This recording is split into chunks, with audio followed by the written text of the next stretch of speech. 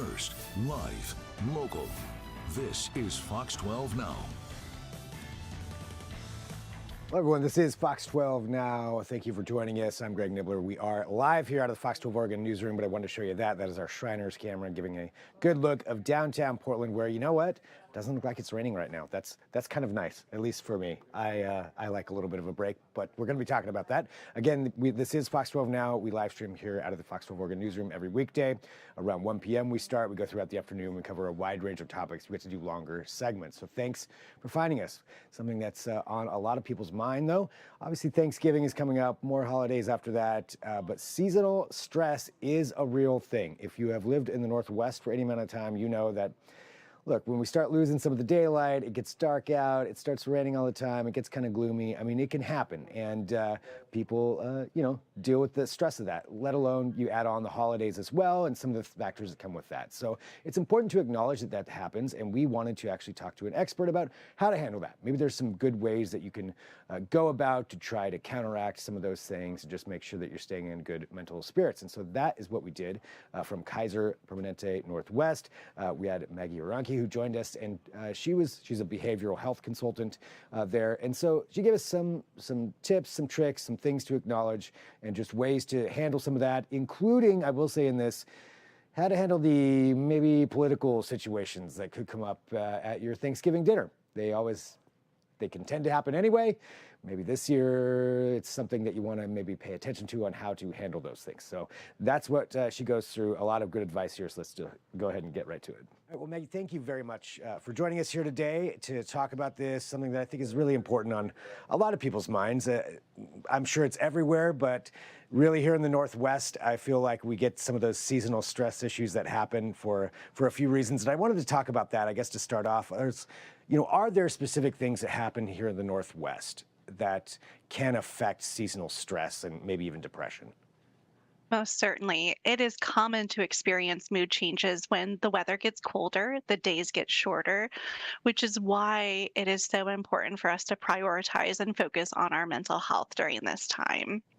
In this cur- Oh, go ahead, please. in this current time, there are many factors that can contribute to our stress levels. I think the pressure of the approaching holiday season, the pressure around current political states, all of this is easy for stress and anxiety to set in, causing us to feel really overwhelmed. What are some key things that people can look out for in themselves to even just, maybe if they're not aware that they're going through it, things that you can acknowledge or maybe just reflect on yourself to understand that you are maybe having some of these issues associated with this? Yeah, I think the really key aspect is identifying, am I feeling the best version of myself? Am I showing up to be the authentic version that I embrace and how I want to show up? Are we seeing changes in our health and our appetite and our sleep? Are these noticeable changes that are impacting you on a day-to-day basis? Perhaps your work is being impacted. Stress can manifest in so many different forms. And when we're looking at it, from this time of year and dealing with these stress concerns, you mentioned that, the days are getting shorter, they're colder, there's less sunlight out there.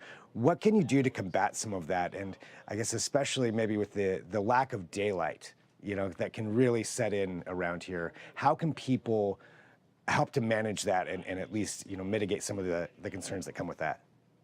Great question. One thing that I encourage, even on dark days, still embracing and opening your blinds. That's really important. Being able to prioritize movement and exercise, even if that looks like taking a walk around the block. Movement is movement, and that is a proven strategy to help reduce the levels of stress and anxiety in our system. So finding any way that you can get some kind of exercise at all. I would also encourage the use of light therapy. This is something that can be a proven way of mimicking the natural sunlight. There are lamps and lighting that you can provide in your space that you are present in that helps to mimic that sunlight that we are really lacking around this time. I was curious about that because I actually have one, and I'll admit I have not been using it, and I Huh? maybe should, because I was wondering if it does actually have an effect or if that was just something, a placebo effect. But you're saying that those kinds of lights really do help out. They most certainly can. I guess I will pose to you. Did you feel better with that light?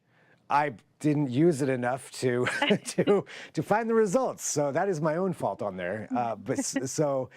Perhaps I need to start using that a little bit more. Yeah, there is research and studies that show the effectiveness of that. So that's a good one to understand there. So those lights can help out in elevating that mood. What are some other important things that people can be doing just to elevate their mood or, go fight some of the seasonal stress that happens? There are actionable steps that we can take and simple steps. I encourage individuals to staying connected with our loved ones, reaching out, calling, texting, making connection is key. Being able to arrange quality and meaningful time together is a way to help reduce our stress levels. This could also look like connecting with professional support, such as behavioral health consultants here at Kaiser Permanente.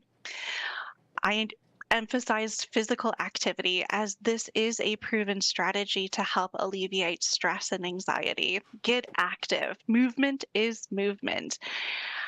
I do encourage being able to embrace, even on rainy days, getting some fresh air. That is so important to our physical health and our mental health. Daily practices of mindfulness and meditation, deep breathing techniques can help center your thoughts and anxiety. Kaiser Permanente offers free applications for one's phone to help support with reducing and reducing stress levels. Having techniques that are embedded at your fingertips on your phone. Daily practices of mindfulness, making perhaps a list of 3 things you're grateful for each day. The last, I would encourage being able to prioritize and focus on limit setting, perhaps even around your news consumption, spending an excessive amount of time on social media apps, and also mind altering chemicals like alcohol. And the last tip that I would have is embracing and focusing on what you can control. There are so many things that are surrounding us that are outside of our control. Being able to shift your focus around how you can choose to show up, how your actionable steps around that.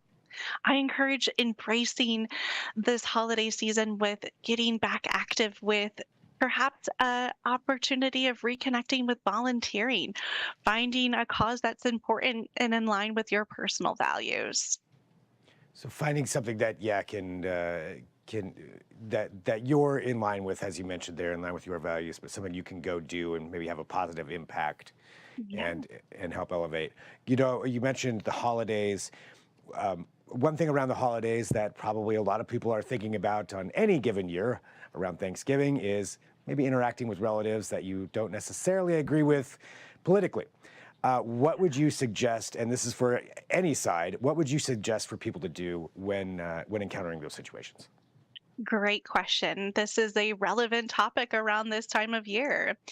I think that approaching the holiday season with a plan, a game plan, perhaps that looks like in advance before going into a setting where you know you might not see politically eye to eye with everyone. Being able to set a rule of thumb of the politics are being left at the door just like the shoes are being left at the door. Maybe this is an opportunity to brush off a fun game and activity, something creative that everybody can work on together as a way of pivoting the conversations around hot topics. I encourage that coming together in these spaces, sometimes these conversations continue to seep in, and perhaps it's an opportunity of practicing boundary setting and using assertive communication, of being able to express we can agree to disagree on that subject. Would that also be one of those things like I've got to go take a walk or that kind of situation? Most certainly.